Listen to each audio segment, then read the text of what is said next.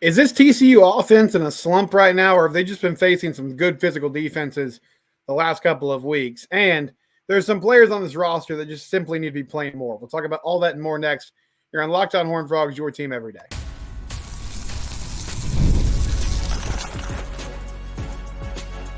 You are Locked On Horned Frogs, your daily podcast on the TCU Horned Frogs.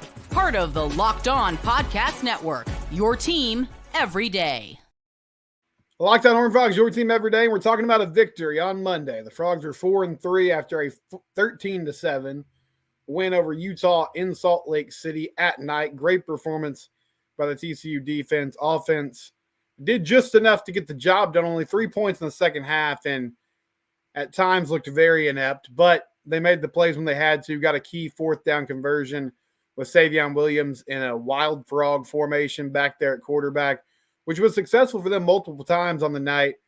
And this was one of those ball games, like, I think the goal now, the most realistic goal is find a way to make a bowl game. That's not what I would have expected before the season. I'm not saying that's acceptable for TCU this year or moving forward, but just looking at it, I think that's what you got to do. And I would say even with the limitations Utah had at QB going into this ball game, this wasn't one that I expected to win. I picked against them on Friday because I just thought it was a bad matchup. I felt like Utah could impose their will with their physicality, that they'd be able to run the ball enough, that they wouldn't have to rely too much on Isaac Wilson's arm. And just to be frank about it, this defense has faced some pretty limited offenses this season, or offenses that have been limited in the weeks before they played TCU, and they've struggled to come up with stops. So I didn't know if they could do it, but they answered the bell in a big way. I do think Andy Avalos and that coaching staff and the players deserve a ton of credit because, yeah, you got a backup QB in there, true freshman, but he's put up some decent numbers. He had been turnover prone. Even that being said, like, he put up some decent numbers. Utah had been able to score at times with him in the game, and TCU really completely shut them down. They slowed down Mekhi Bernard in the run game. They forced them into passing situations, and they got home on blitzes, got some sacks. They had great coverage in the back end of the secondary most of the night, except for one coverage bust that JT Broughton had that allowed Money Parks to take it to the house on a 71-yard pass. But overall, they really dominated this game. I mean, Utah had multiple chances in a 6-point game in the third and fourth quarter to go take a lead, and they couldn't do it. And honestly, they didn't even really get close. They didn't get down to the red zone. They only got into plus territory a couple of times. The defense played outstanding. Devin Deal was fantastic. There were some other guys that I saw play last night that I'm like, man, I feel like you got to find a way to get them on the field more. We'll get to that in a little bit. But not to start in a negative place, I do wonder, though, the offense has now averaged 16 points in their last two ball games. They scored 19 points against Houston, struggled a lot. Cougars had a pretty clear plan. They thought they could get pressure and stop the run with 3 or 4 down linemen, and they were right about that.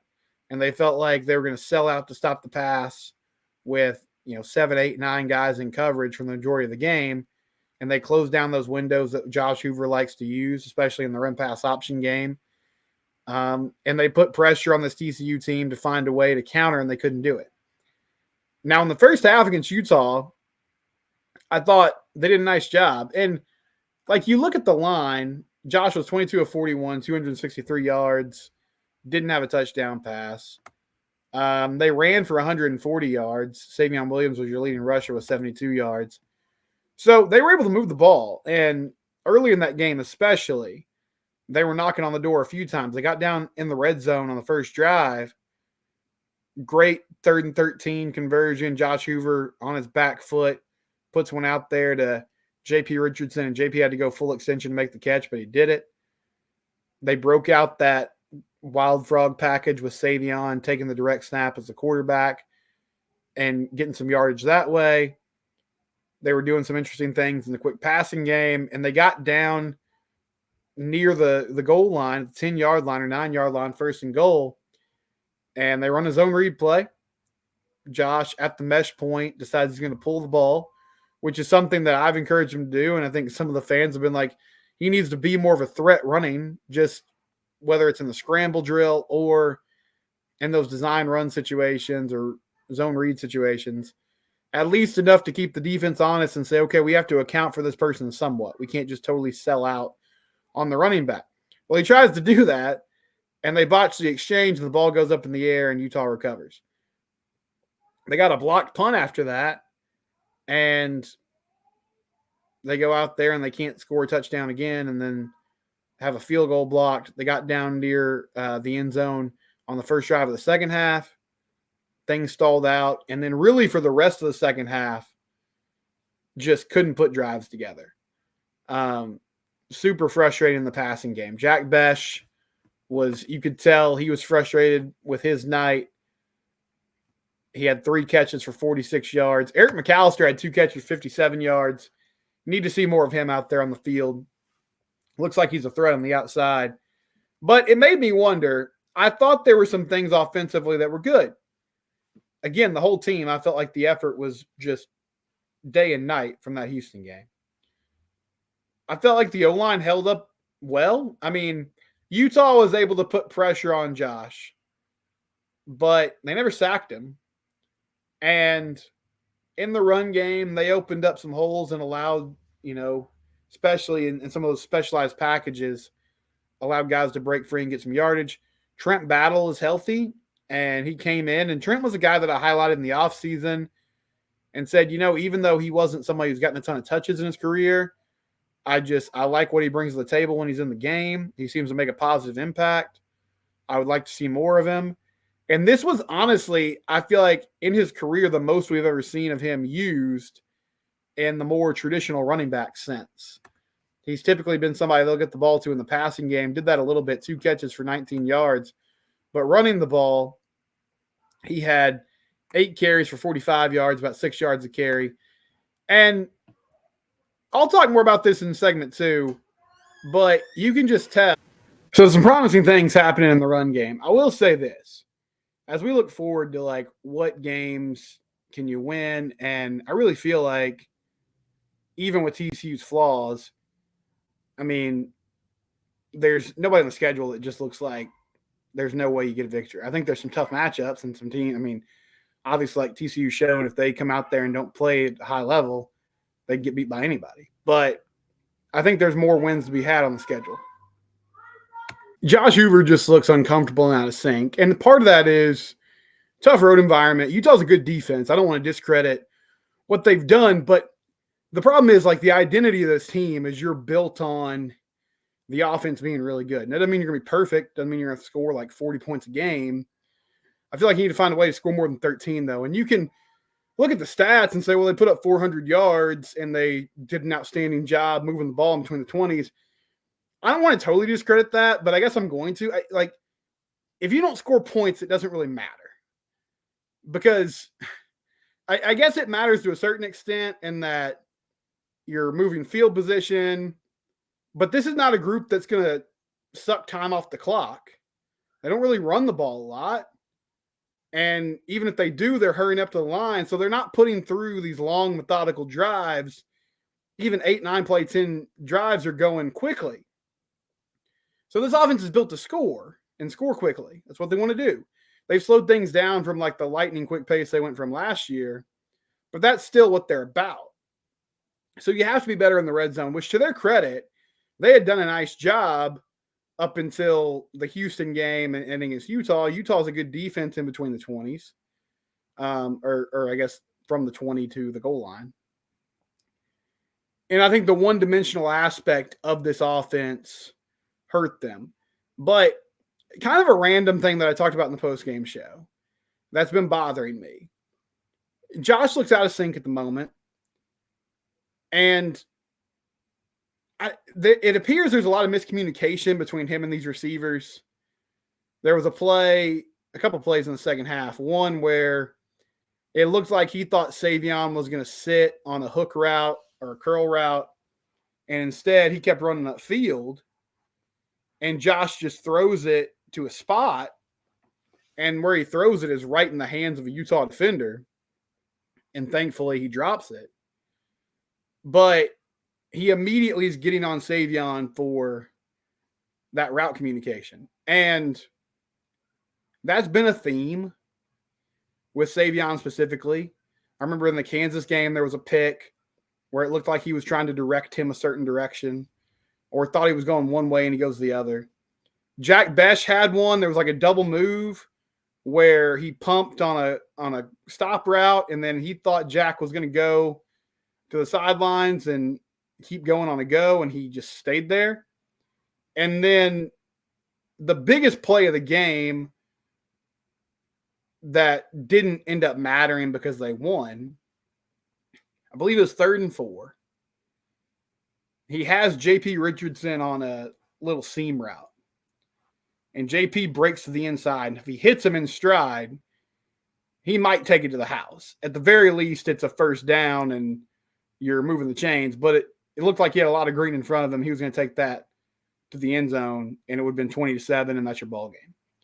Well, he throws it behind JP.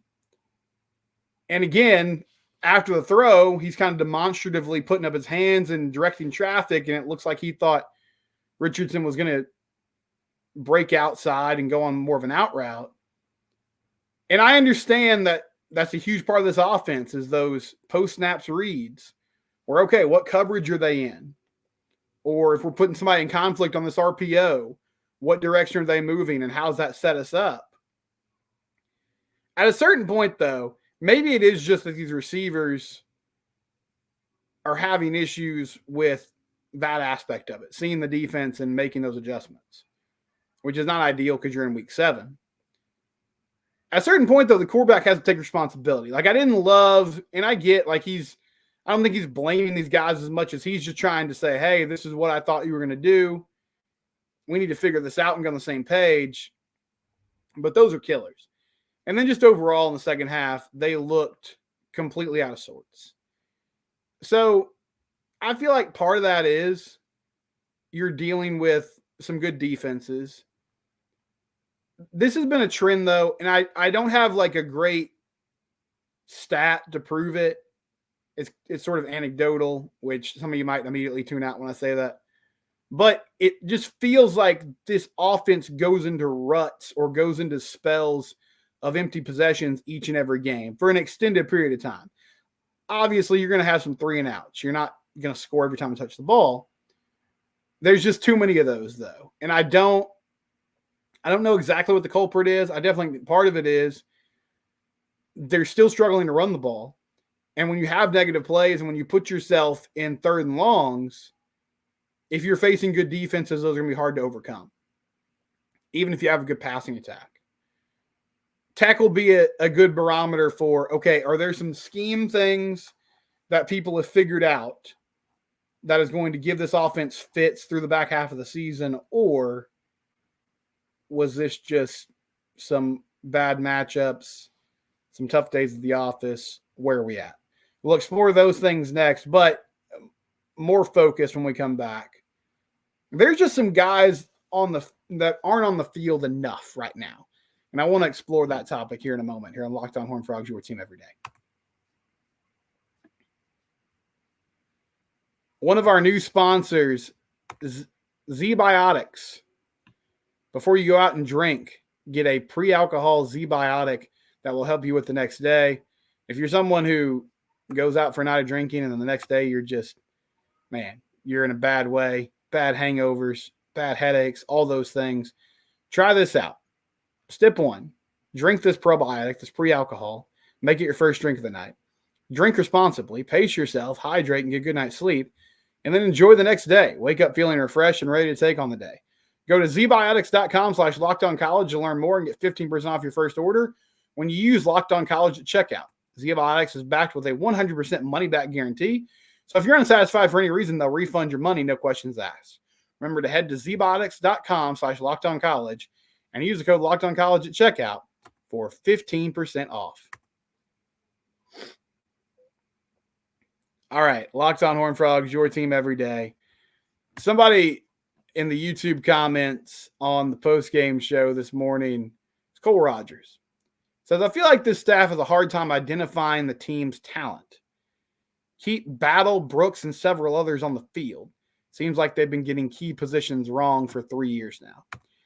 Well, that's an interesting question and a great observation in some ways. So I think everybody will obviously go to the quarterback spot first. Chandler Morris getting the nod over Max Duggan, and then because of an injury, Max comes in, takes over, does an outstanding job. Last season, maybe it ended up being a wash, but it definitely felt like if there wasn't a huge talent disparity, the team seemed to respond better to Josh last year when he was in the game and when he took over, and that made a difference. I don't know if it's just a wholesale thing. I will say this. Sometimes guys come in and play limited snaps, and you're like, oh, man, this dude's got to play more. Playing more does also expose you more and give you more responsibility. Some guys might just be better in short sample sizes. If you're on the field more, it can lend you to exposing your weaknesses more as well.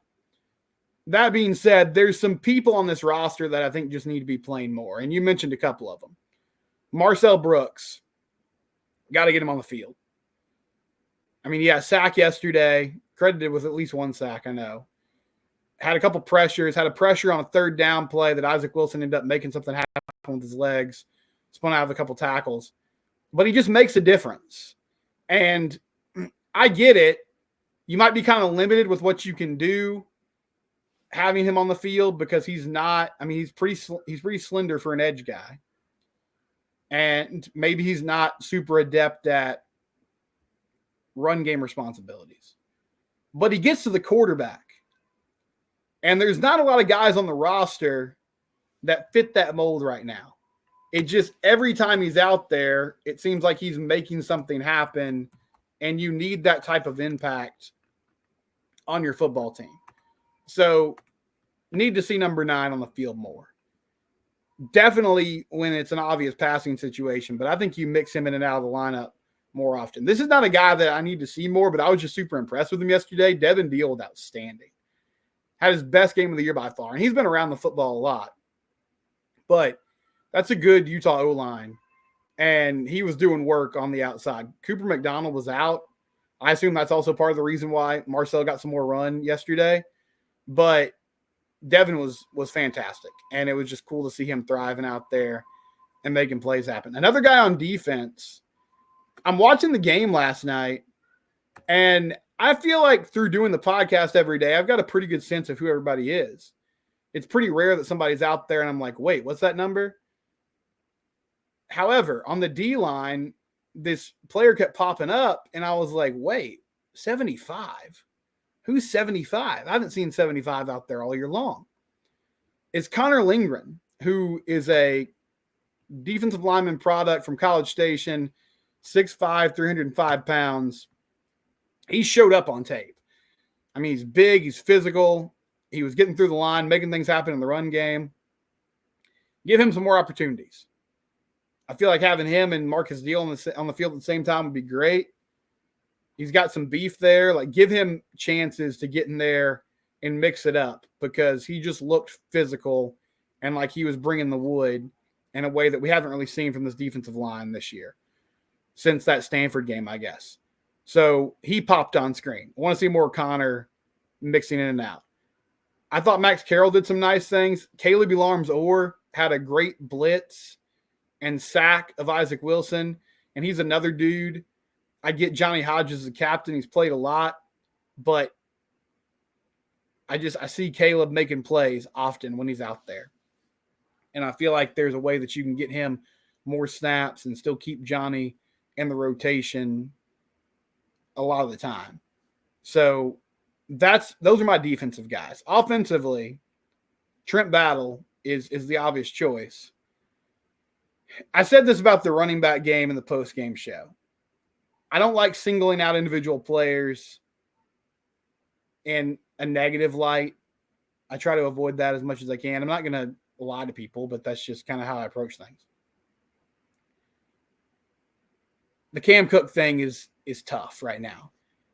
It just feels like there's other guys on the roster who are making things happen. And I know they're somewhat hampered by the O-line, but whether it's Jeremy Payne, Trent Battle, and Savion's kind of different because it's totally different. Not totally. It's a little bit of a different situation. He's coming from the quarterback position. He's bigger. But there's just other players on the roster who are getting those yards you need when it looks like things are bottled up. They find an opening or slip a couple tackles or drag somebody for 2 or 3 yards. Trent Battle had that yesterday. I want to see him get some more carries. Jeremy Payne, if he's healthy, I assume he is. He didn't play yesterday. I'd like to see him get some more carries. I don't really know what you do with Savion. I mean, you're going to keep him on the field, but Eric McAllister has been really good at wide receiver at times. And he had 2 great catches in that game Saturday against Utah. It feels like he might be the dude that can stretch the field a little bit more for you vertically in a way that Savion just hasn't been able to do this year. At the wide receiver spot, I mean, he's tough, he's physical, he makes good catches. But also, I don't know if these are things that are designed or if Savion just doesn't always understand where the sticks are. But there were multiple routes yesterday on 3rd down where he's running behind the chains. And maybe he's like the last outlet on a crossing pattern. One of them, he was like 4 yards behind the stick. So I'm going to assume that was designed. There was another one, though, where he was open and he was like 2 yards behind the first down marker. And it's like, if you just run that a little wider, you're there for a first down. The awareness isn't always there. But that being said, he was outstanding in that running game situation where they gave him the direct snap. He's special with the ball in his hands. I've been saying this for years. I wanted to see them use him more in that short passing game, like the bubble screen stuff, because he just gets positive yards. He's so big, he can lean forward for extra yardage. He also is just pretty shifty and adept at, like, in tight spaces, figuring out, okay, how do I avoid this guy? How do I step through this tackle? And even that 4th and 1 play, I mean, there wasn't much there. Sonny said after the game, the reason they used this package was because they felt like it was their best way to get some runs out on the perimeter. It's not an area where they've been successful this year. And they did the same thing. Like, they brought him out there to the edge, and he just kind of picked his way through the line of scrimmage and got that first down. Would love to see more of that. And I'm curious to see what they do with it moving forward. But all in all, a win on the road against Utah. I mean, I'm stoked about it. For a group that looked like they were dead in the water a few weeks ago, that was an outstanding way to rally the troops and get it done in a tough environment like that. We'll come back and wrap things up here on Locked On Horned Frogs, your team every day. Game Time. If you need tickets, Game Time's is here for you. Download the Game Time app today. Use code LOCKEDONCollege for $20 off your first purchase. Football game, any sporting event, or comedy show, concert, theater production. It's all there on the Game Time app. They have no hidden fees, so they're very upfront about what you're going to pay and how much you're going to pay when you check out. They also show you a picture of what the view is going to be from your seat when you buy those tickets. Download the Game Time app today. Use code LOCKEDONCollege for your first purchase. Terms and conditions apply. Game Time, best place to buy tickets on the secondary market. Okay, some of your thoughts on the game after that win on the road in Utah. Tebow says this offense next year with Haas and a legit option quarterback, a bigger running back, and this offense will be purring. I'm excited for Haas Haney in the future there. I was kind of dumbfounded by not the way they used him, but maybe just the timing when they used him. Now, that 3rd and 2 play, there was a low snap, which really threw everything off. It does seem like, though, people have figured out, I mean, when he's in the game, TCU is going to keep the ball on the ground. So they're loading up the box. They're coming with run blitzes. At some point, you have to show something else that's going to throw defenses off and have them account for more than just him running to the outside. And he did not look super comfortable yesterday. So hopefully they can figure that out. because I like the idea of having him involved. It just doesn't feel like there's much rhythm there. That being said, like the whole offense kind of felt like that way. So maybe it was just simply Utah was playing at a high level. Tim says, I get all the issues, but this made it hard to be excited for a win. Well, sorry, I didn't mean to be super negative. I mean, I thought I spent a lot of time in the first segment celebrating the victory. I'm not going to crap on a win. Now, that wasn't a very articulate way to put it, but sorry. I'm not going to take your joy away from getting a victory. They won. That's a big deal. I don't think you can take for granted any wins the rest of the season with this group. And I feel like it definitely means something that they went in there and got it done on the road in a tough place to play when everybody's kind of saying, is this coaching staff going to get fired? Like, season could be over. Are they going to go in the tank? They didn't. They fought hard. And that means something. So there were still a lot of things that frustrated me, but they got the victory. And I think moving forward, okay, you have some limitations. You know what they are. Your opponent knows what they are. How do you find a way to play within that and still make plays? That's got to be the big focus for this coaching staff moving forward.